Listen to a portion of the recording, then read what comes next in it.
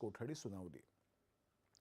आर्थिक फसवणूक करणाऱ्या वित्त कंपन्यांच्या जप्त केलेल्या मालमत्तांबाबत न्यायालयांना 6 महिन्यांमध्ये निर्णय घेता यावा यासाठी नवीन कायदा तयार केला जात असल्याची माहिती मुख्यमंत्री देवेंद्र फडणवीस यांनी दिली आहे।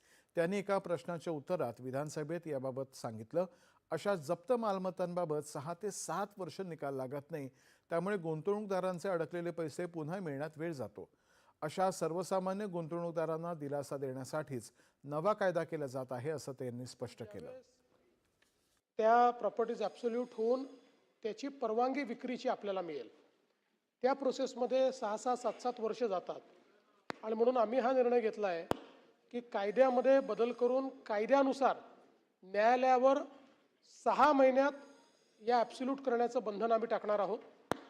आणि त्याचसोबत जसं BNS मध्ये आता फौजदारी कायद्याच्या अंतर्गत जेव्हा एखादी केस चालते, आता नियम असा झाला आहे की डिफेन्सच्या लॉयरला 2 पेक्षा जास्त ॲडजमेंट घेता येत नाही।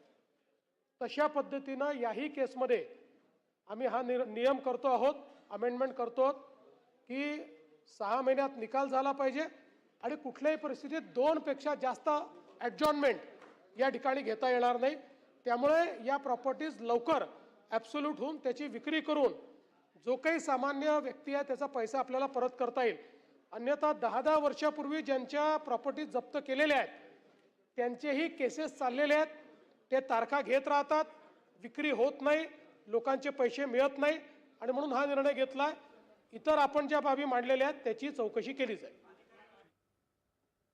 राज्यामध्ये गेल्या 15 दिवसांमध्ये अवकाळी पावसामुळे तसंच गारपिटीमुळे